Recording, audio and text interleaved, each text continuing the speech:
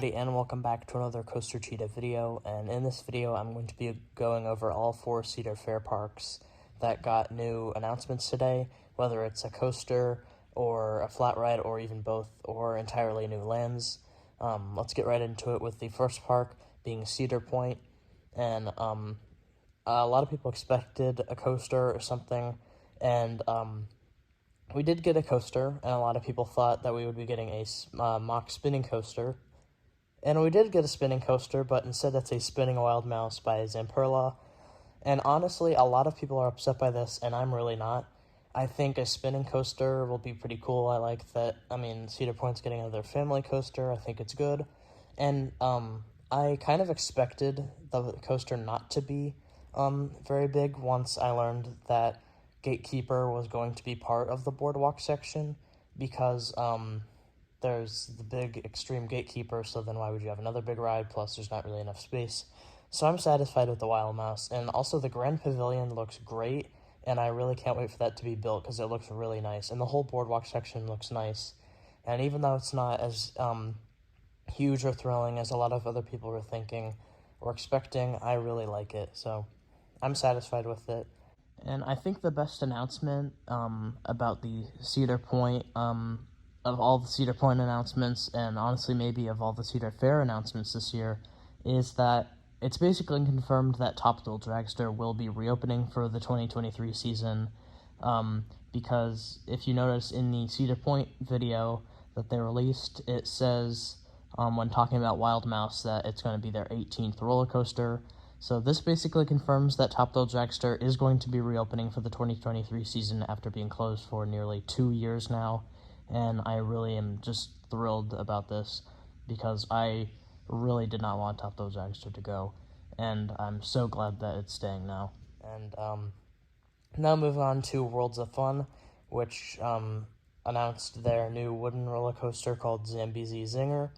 And if you are a longtime fan of Worlds of Fun, then you'd know that there was actually a previous coaster there called the Zambezi Zinger, and it was an old Schwarzkopf coaster with a spiral lift, and that ride is now long gone. However, it is now being rebooted, I guess, with a new awesome-looking GCI family coaster. And it's not confirmed to be a family coaster, but it just looks like it. But I have no problem with that because it looks like a really good coaster, and in my opinion, it looks better than Invader at Busch Gardens Williamsburg.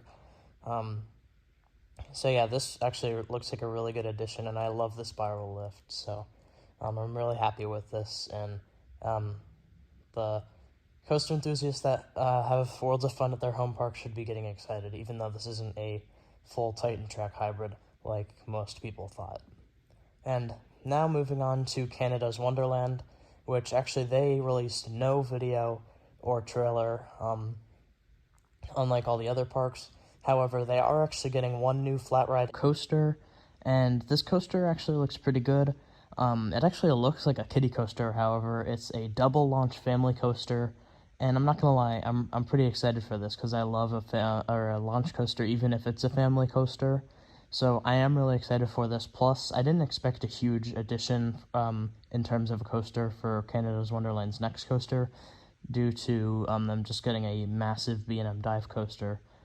So that's pretty pricey. So I am actually pretty satisfied with this. And also, the new flat ride, which is called the Tundra Twister, it looks really cool.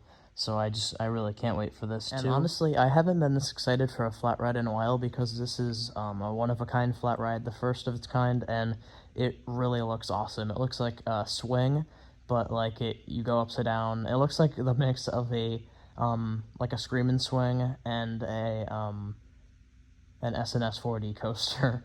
Really cool looking, and also Snoopy's Racing Railway, which is the coaster. It just looks really awesome. So Canada's Wonderland, really happy with those additions.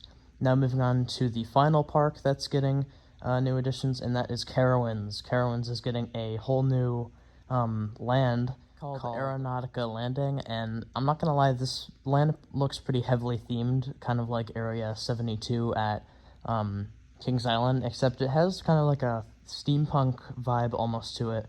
So I'm really excited for this, and even though there's no new coasters, coming to this land for right now. Afterburn, which is the park's awesome B&M invert coaster, will be included in this area, I'm pretty sure. And this land isn't the largest. It's actually not very big, so, or at least it didn't look big in the video that they showed, so I'm surprised that they fit 5 rides plus Afterburn in there, so really sweet. And yeah, I can't wait for all these. In my opinion, this year's Cedar Fair announcements were pretty good, so I'm not disappointed by them, but some people are, and I think they'll get over it because they just came out. And yeah, so comment down below what your opinion is on all these Cedar Fair Park announcements, and if you enjoyed the video, please like and subscribe, and I hope to see you in the next video. Goodbye.